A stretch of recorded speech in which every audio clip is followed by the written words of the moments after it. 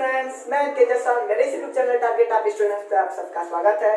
आप लोग कैसे हैं? उम्मीद करते हैं कि आप सब कोई ठीक होंगे और अपनी पढ़ाई भी अच्छे से कर रहे होंगे। तो दोस्तों, आज इस वीडियो में हम देखेंगे भारत के नियंत्रक एवं महालेखा परीक्षक के बारे में, comptroller and editor general of India के बारे में देखेंगे, जिसे हम कैग के नाम से जानते हैं। ठीक है, जो कैग होता है ये परीक्षा की दृष्टि से बहुत इंपॉर्टेंट टॉपिक है। अगर एग्जाम के नजरिए से हम देखें तो बहुत ही इंपॉर्टेंट टॉपिक है। बहुत सारे एग्जाम में ये पूछा जा चुका है। तो मेरे साथ शुरू से लास्ट तक बने रहिएगा और कैग को अच्छे से समझिएगा। ठीक है, कैग क्या होता है और इसके कार्य क्या होते हैं, इसके कार्य एवं शक्तियाँ क्या होती हैं, हम लोग इस वीडियो में देखेंगे। ठीक है, तो सबसे पहले हम आपको बता दें कि हाल ही में जो कैग थे वो चेंज कर दिए गए हैं। ठीक है, जो भारत के कैग थे वो राजीव महर्षि जी हैं, वो इस्तीफा दे दिए हैं। अब जो कैग आए हैं वो गिरीश चंद्र मुर्मू जी हैं। ठीक है, ये 60 वर्ष के गिरीश चंद्र मुर्मू जी हैं जो भारत के नए कैग बनाए गए हैं। वो 8 अगस्त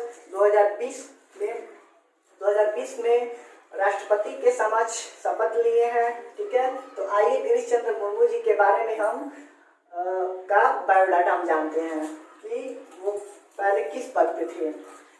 तो सबसे पहले हम देखें कि वो जम्मू कश्मीर के उपराज्यपाल थे। जम्मू कश्मीर के पहले उपराज्यपाल थे।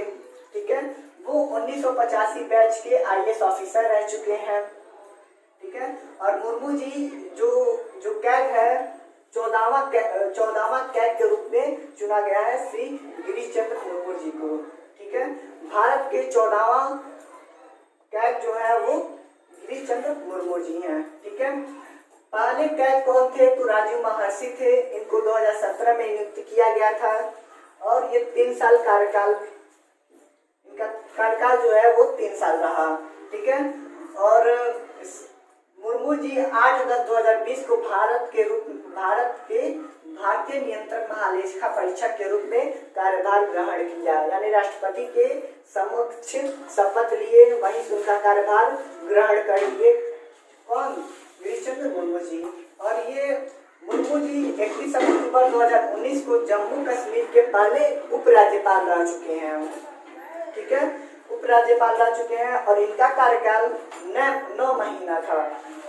जब जम्मू कश्मीर से ये उपराज्यपाल का पद छोड़े तो उनका पद कौन ग्रहण किया, ये भी आपको जानना बहुत इम्पोर्टेंट है।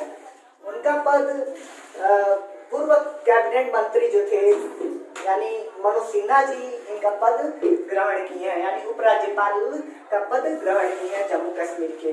ठीक है, तो हमने क्या देखा कि जो वर्तमान में जो कैग है वो गिरीश चंद्र मुर्मू जी हैं। जम्मू कश्मीर के वो उपराज्यपाल रह चुके हैं और 1985 बैच के आईएएस ऑफिसर रह चुके हैं। और मुर्मू जी 14वां कैग नियुक्ति मुर्मू जी जो है वो 14वां कैग नियुक्त किए गए हैं, तब 14वें रैंक पे हैं ये। ठीक है, और क्या देखे हमने देखा कि पहले कैग राजीव महर्षि थे जो 2017 में नियुक्त किए गए थे। उनका कार्यकाल 3 साल का था। 2017 में राजीव महर्षि जी कैग का पद ग्रहण किए थे, जो 2020 में अपने पद को छोड़ दिए। उनका कार्यकाल 3 साल रहा। ठीक है, श्री मुर्मू जी 8 अगस्त 2020 को भारत के कैग के रूप में कार्यभार ग्रहण किया। ठीक है, और देखा कि 31 अक्टूबर 2019 को जम्मू कश्मीर के पहले उपराज्यपाल रह चुके हैं श्री गिरीश चंद्र मुर्मू जी।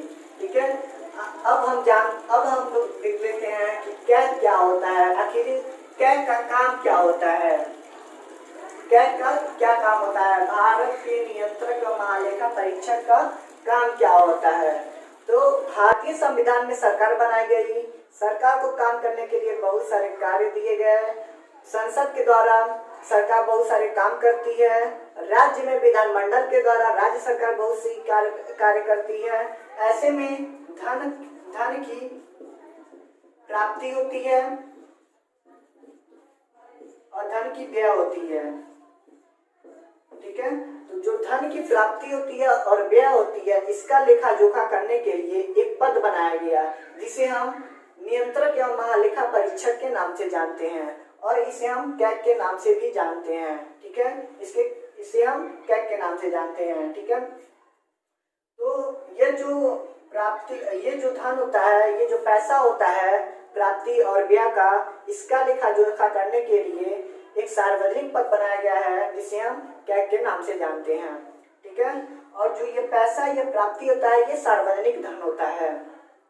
जो प्राप्त होता है और जो व्यय होता है ये सार्वजनिक धन होता है। सार्वजनिक धन का तात्पर्य यह है कि यह जनता का धन होता है और जनता का धन कहीं दुरुपयोग तो नहीं हो रहा है, ये अच्छे से इस्तेमाल तो हो रहा है। इसका ये जानने के लिए लोकतंत्र का बहुत बड़ी खूबी होती है। ठीक है, और जो सरकार का जो विश्वास होता है वो जनता में बना रहे और ये दुरुपयोग ना हो, ये सही ढंग से इस्तेमाल हो, इन सब बातों को ध्यान में रखते हुए एक पद बनाया गया जिसे हम comptroller and editor general of India के नाम से जानते हैं, कैग के नाम से जानते हैं। ठीक है, कैग का वर्णन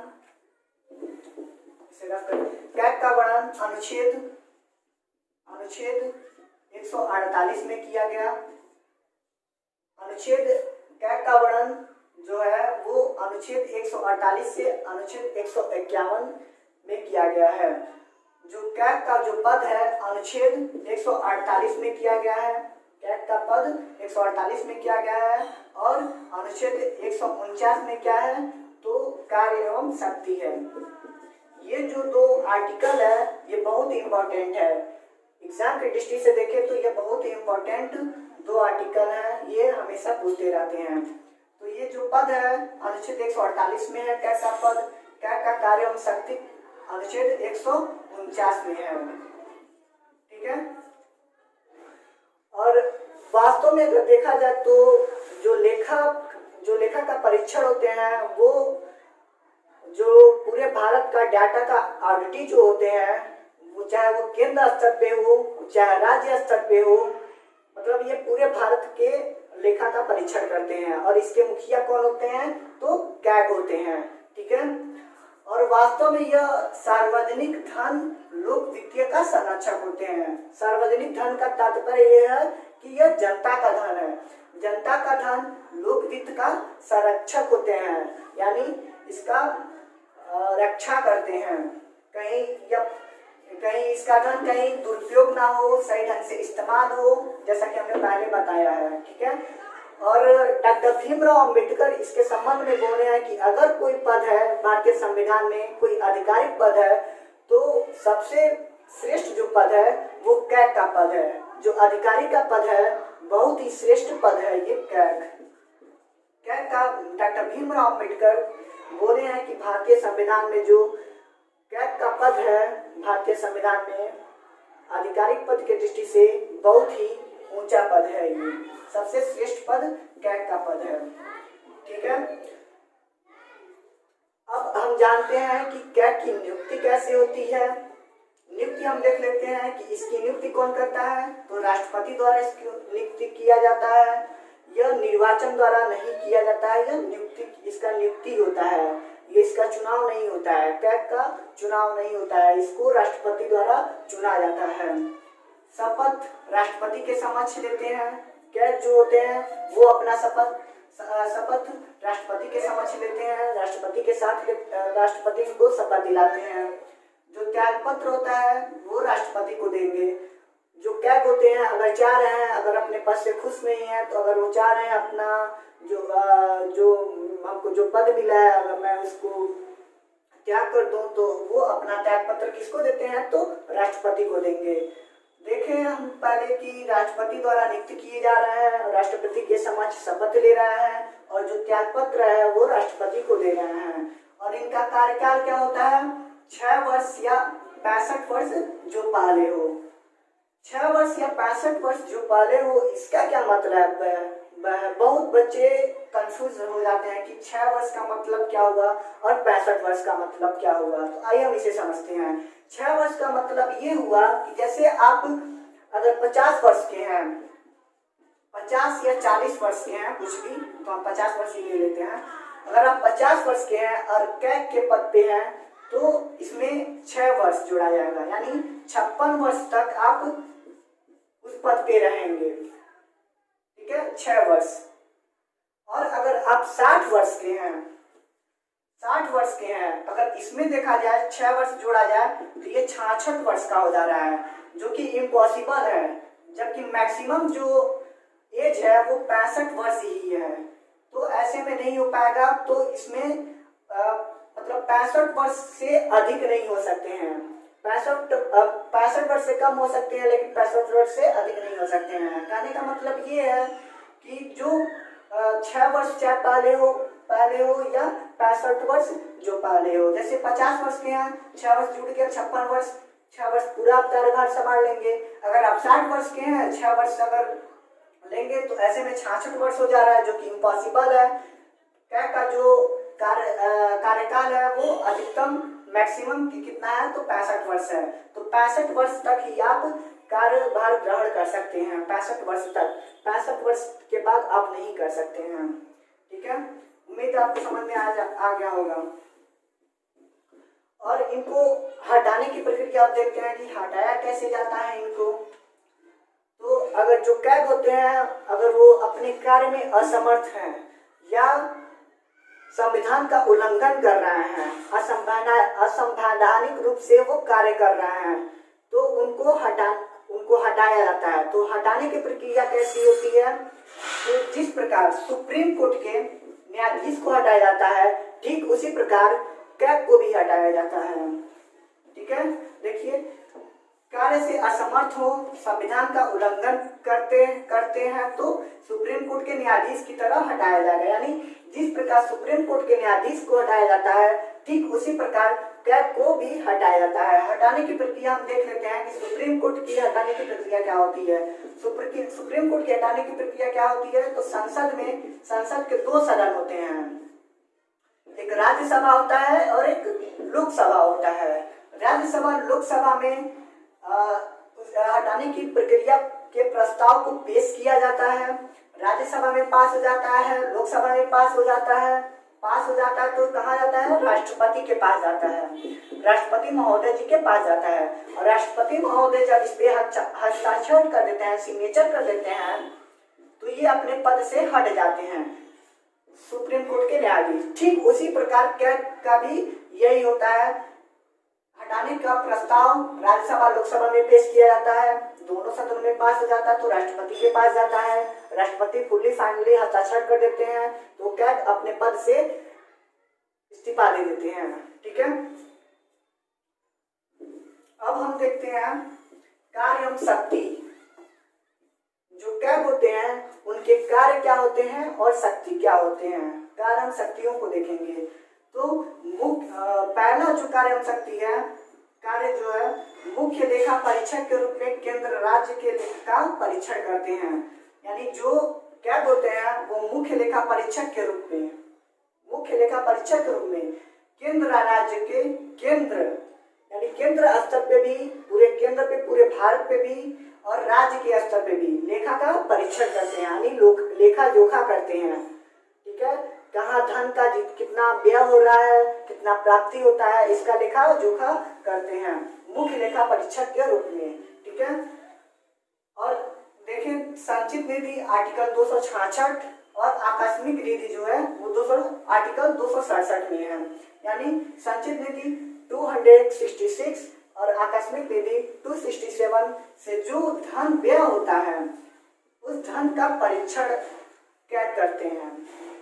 यानी संचित निधि और आकस्मिक निधि से जो धन व्यय होता है, उस धन व्यय जो होता है उसका परीक्षण कौन करते हैं, तो कैग करते हैं, चाहे वो केंद्र स्तर पे हो चाहे वो राज्य स्तर पे हो।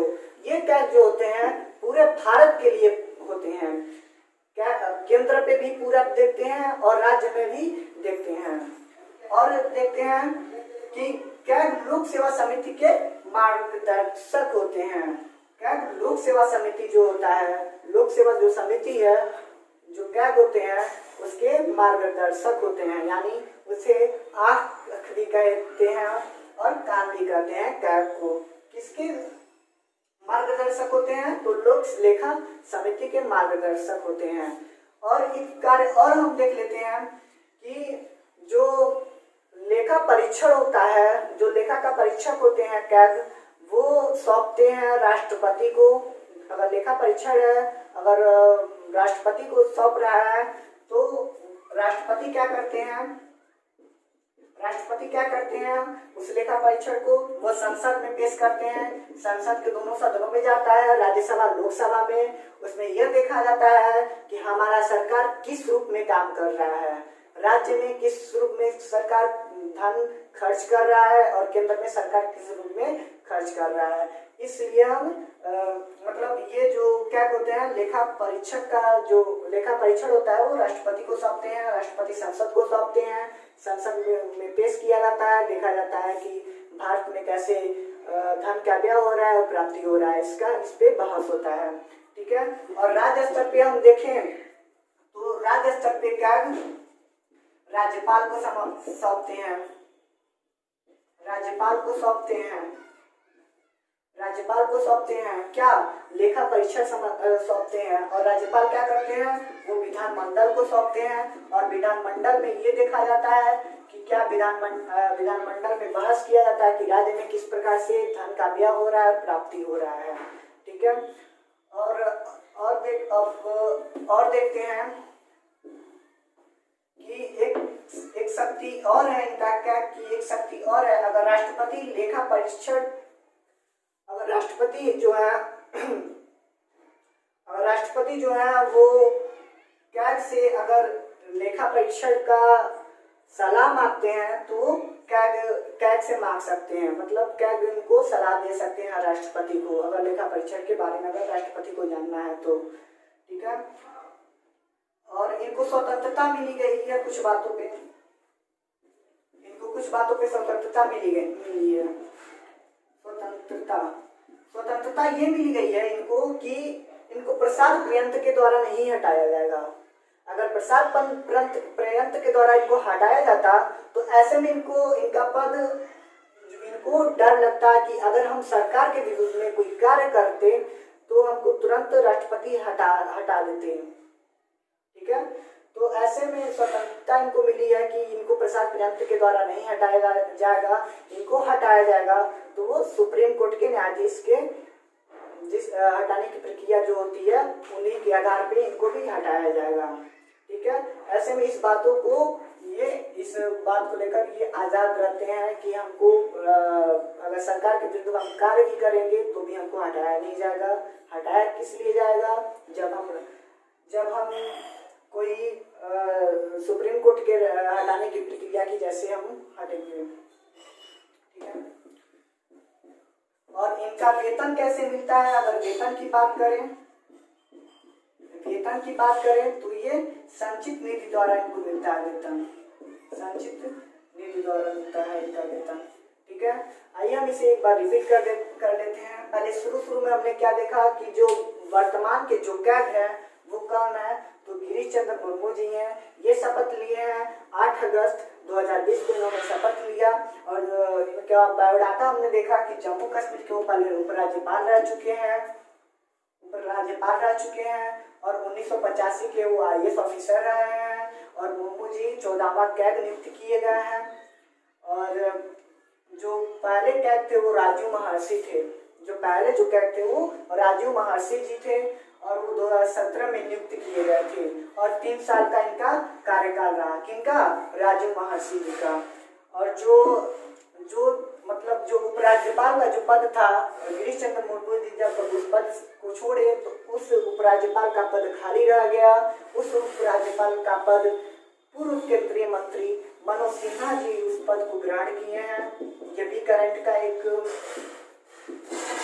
प्रश्न है, पूछ सकता है कि जम्मू कश्मीर के उपराज्यपाल कौन है, तो मनोज सिन्हा है 2020 में। ठीक है। और जो मुर्मू जी हैं वो 8 अगस्त 2020 को भारत के कैग के रूप में कार्यभार को ग्रहण किए हैं। और 31 अक्टूबर 2019 को जम्मू कश्मीर के उपराज्यपाल थे, मतलब पहले राज्यपाल चुने गए थे उपराज्यपाल जम्मू कश्मीर के। 31 अक्टूबर 2019 को जम्मू और कश्मीर की बात करें तो इसकी राजधानी श्रीनगर है और जम्मू कश्मीर जो है ये केंद्र शासित प्रदेश है। ठीक है।